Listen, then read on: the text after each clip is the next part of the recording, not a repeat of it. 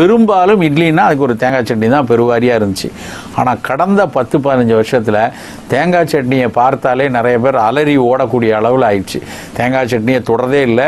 வீட்டில் வெள்ளை சட்னியாக வைக்காத, வெள்ளை சட்னினா கொலஸ்ட்ரால் வந்துடும், தேங்காய் சட்னினா பயங்கரமாக கொழுப்பு கூடிரும், தேங்காயே வாங்க வேண்டாம் அப்படின்னு ஒரு பெரிய கருத்து பரவிடுச்சு.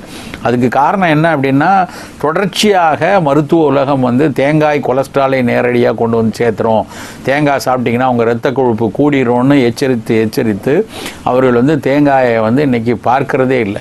ஆனால் உண்மை அப்படி கிடையாது. தேங்காயில் கண்டிப்பாக கொழுப்பை அதிகரிக்கக்கூடிய ஒரு சேச்சுரேட்டட் ஃபேட் இருக்கத்தான் செய்யுது. தேங்காயில் அதை தாண்டி ஏகப்பட்ட நல்ல பொருட்கள் இருக்குது.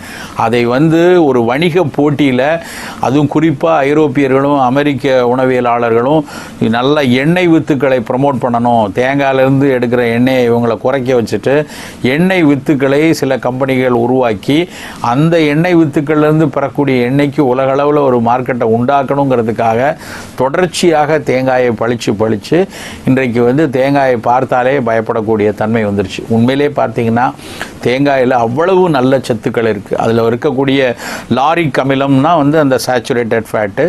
அந்த லாரிக் அமிலத்தில் மோனோலாரின்னு ஒரு கண்டென்ட் இருக்குது. அந்த மோனோலாரின்கிற கண்டென்ட் வந்து ஒரு தாய்ப்பால் எந்த அளவுக்கு நோய் எதிர்ப்பாற்றலை உயர்த்துமோ அந்த அளவுக்கு இணையாக நோய் எதிர்ப்பாற்றலை கொடுக்கக்கூடிய பொருள் அந்த தேங்காயில் இருக்கக்கூடிய மோனோலாரின்னு இன்றைக்கி கண்டுபிடிச்சிருக்காங்க.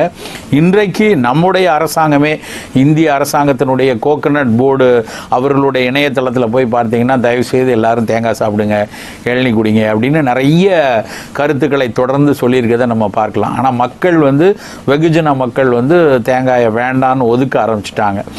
ஆனால் நம்ம வந்து தேங்காய் சட்னியை கண்டிப்பாக குழந்தைகளுக்கு அறிமுகப்படுத்தணும்.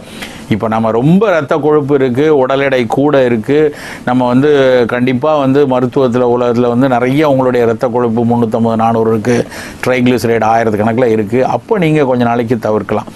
ஆனால் அதுக்காக வளரக்கூடிய குழந்தைகளுக்கு தேங்காய் சட்னி கொடுக்காமல் இருப்பது தவறு.